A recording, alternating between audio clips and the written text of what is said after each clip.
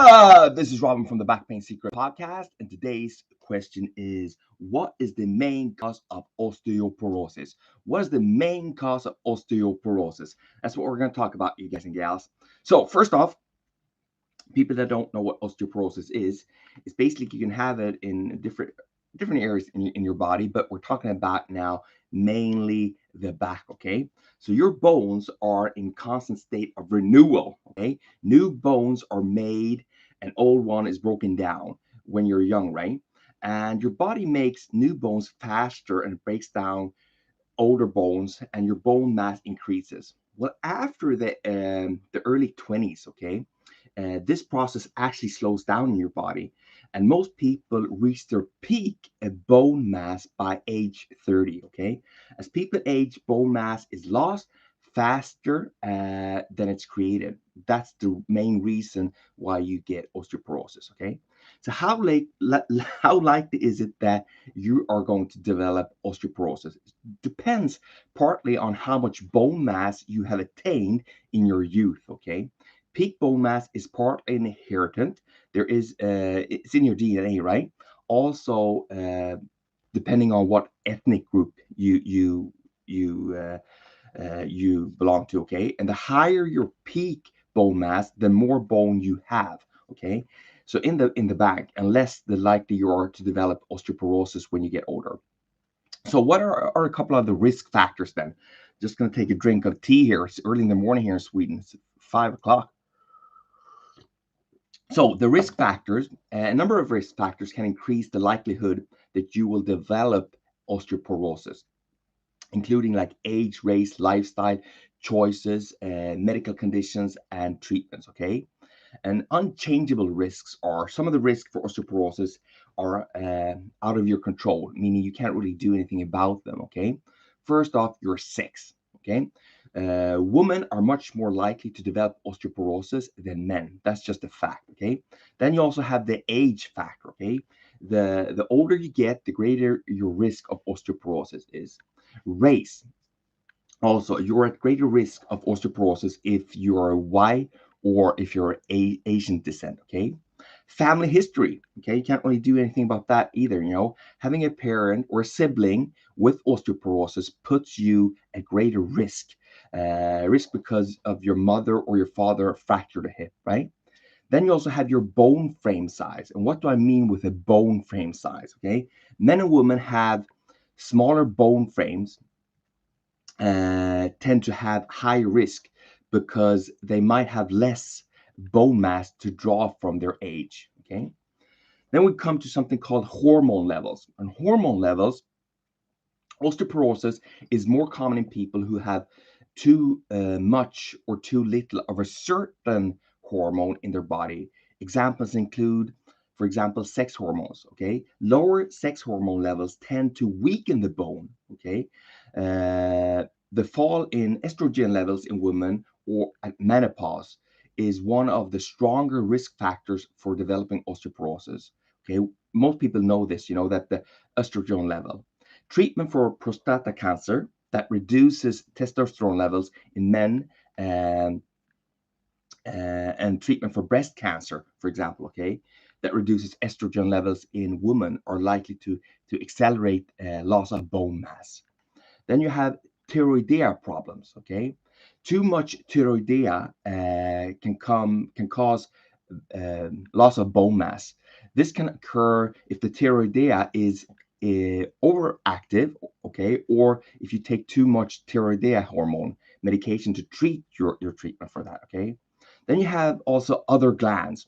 Osteoporosis can also be has also been associated with overactive pituitary and adrenal glands. Okay, so there is some hormone stuff going on in your body. Okay, this stuff is quite kind of complicated, but you can have like an overproduction or an underproduction of hormone levels in your body, and that can also increase the level of osteoporosis, the risk of osteoporosis. Then you have dietary factors. Okay, dietary factors. Osteoporosis is more likely to occur in people who have, first off, low calcium intake. Okay, a lifelong lack of calcium plays a role in the development of osteoporosis. Low calcium intake contributes to diminished bone density. Okay, early bone loss and increased risk of fractures. Very, very important. Also, if you have had like an eating disorder, several restrictive food intake and being underweight weakens bones in both men and women. Then you have gastrointestinal surgery. Gastrointestinal surgery, that's a tongue twister. Surgery to reduce the size of your stomach, okay, or to remove part of your intestine limits the amount of surface area available to absorb nutrition, right? Includes calcium. These surgeries, okay, include those people to help them lose weight, okay, but they can actually increase later on that you get osteoporosis. Then you have steroids and other medications. Okay, long-term use of oral or injective corticosteroid medication, such as prednisolone and cortisone, okay, interferes with the bone rebuilding process. Osteoporosis has also been associated with medication used to combat and prevent seizures, gastro reflux, cancer, and transplant rejections. Okay, so there's definitely stuff that you can go on if you take different kinds of medication that can increase or speed up the process for you to get osteoporosis.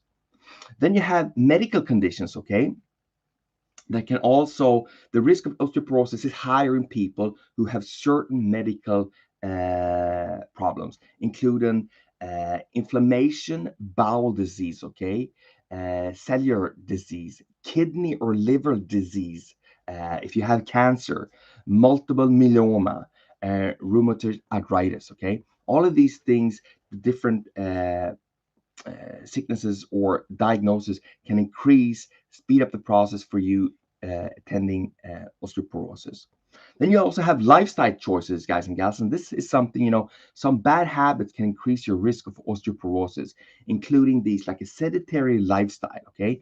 People who spend a lot of time sitting have a higher risk of osteoporosis than those who are more active. You know this, okay? You know this stuff. Any weight bearing exercises and activities that promote balance, okay, good posture, are beneficial for your bones, okay? But walking, running, jumping, dancing, and weightlifting seems particularly helpful. So I'm going to repeat that because that's important, okay? Walking is really, really good to do if you have osteoporosis, okay? Also, running or jogging, I would say, jumping, light jumping, okay, depending on what level you're at, okay?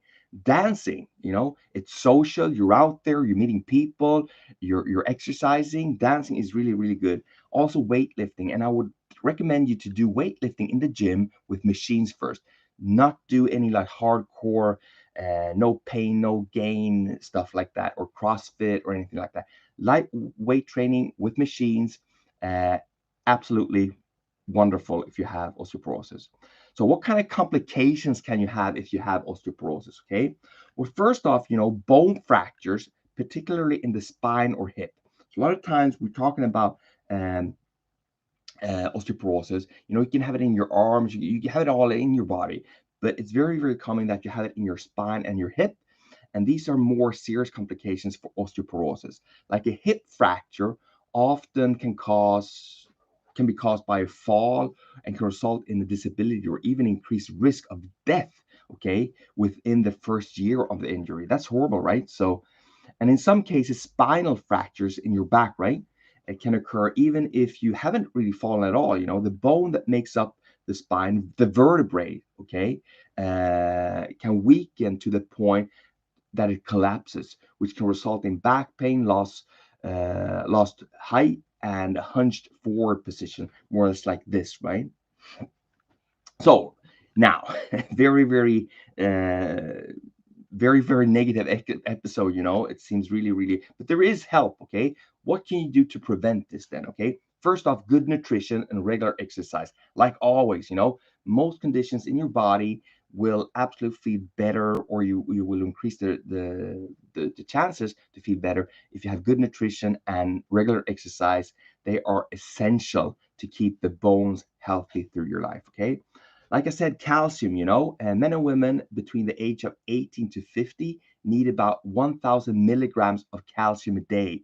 This daily amount increases to 1,200 milligrams when women turn 50 and men turn 70. Okay, so good sources of calcium, where you can get them, low fat dairy products. Okay, dark green leafy vegetables, canned salmon or sardines with bones. Okay, soya products. Okay, such as tofu and calcium cereal, orange juice. Okay, then you go to vitamin D.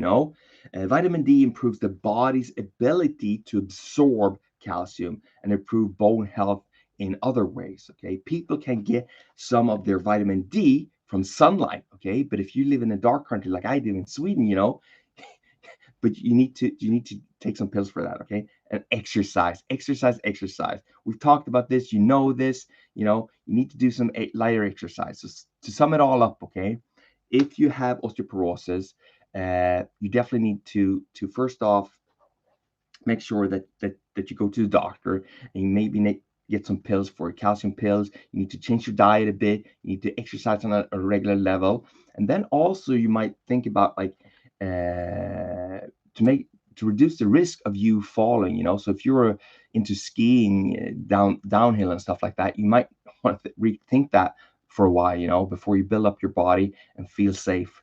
Because if you're like 50, 60, or 70 years old and you have a bad case of osteoporosis and you're putting your body at risk, you can get serious injured from that. Okay, so I really hope that helps. Also, guys and gals, don't forget to subscribe to this channel so I can help you and give you daily videos on how to reduce your osteoporosis. Thank you.